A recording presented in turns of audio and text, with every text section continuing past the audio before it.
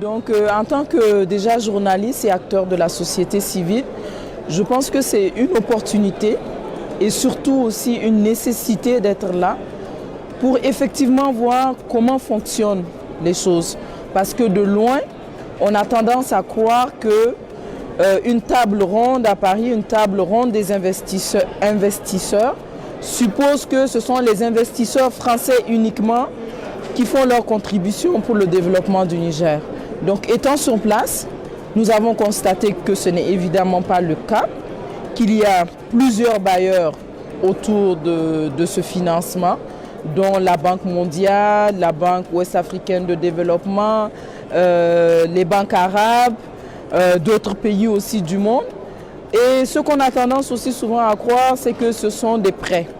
Donc, certains de ces investissements, nous l'avons constaté, qui ne sont pas nécessairement des prêts, mais que ce sont des dons.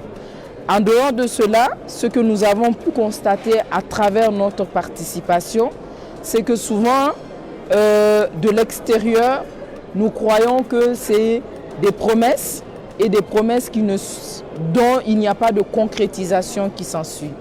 Mais à travers les différents bailleurs qui ont intervenu, nous avons compris qu'il y en a qui ont déjà financé et ils ont annoncé les montants de leur financement. Je prends toujours en référence la Banque mondiale qui a dit qu'actuellement, elle a 4,6 milliards de dollars qui sont décaissés et qui sont en train d'être exécutés à travers des travaux.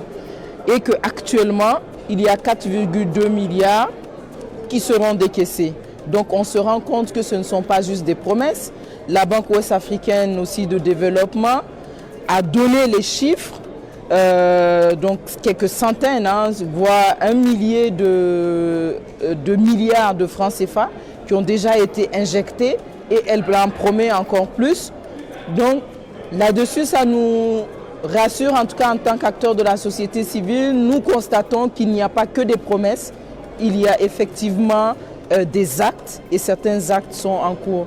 Donc en dehors de ça aussi, étant de l'extérieur, quand on ne participe pas, il y a des spéculations. Donc pourquoi à Paris? Donc quand on demande en tout cas aux organisateurs le pourquoi de Paris, on se rend compte que d'un point de vue logistique, d'un point de vue facilité, pour permettre en tout cas à une certaine classe de participer à cette table ronde, il faut en tout cas un endroit qui, du point de vue logistique, peut permettre de réaliser cette rencontre de la façon la plus facile, parce qu'on sait que certains, en tout cas le dispositif, les problèmes sécuritaires au Niger ne peuvent pas faciliter le déplacement de certaines personnalités dont des exigences d'encadrement sont assez lourdes. Donc en tout cas, notre participation en tant que journaliste déjà, donc, où nous collectons de l'information, des faits à partager avec la population en tant qu'acteurs de la société civile, où nous voulons aussi avoir un droit de regard sur ce qui se fait effectivement et non la parole politique. Nous voulons avoir les faits, les vérifier, nous nous rendons compte que c'est bien dans l'ensemble. Certes, il y a des choses à améliorer, toute œuvre humaine n'est pas parfaite. Nous avons recueilli certaines complaintes de nos compatriotes qui auraient voulu être davantage associés à cette table ronde, donc du point de vue des prestations de services. Mais sinon, globalement, on peut dire que c'est un succès.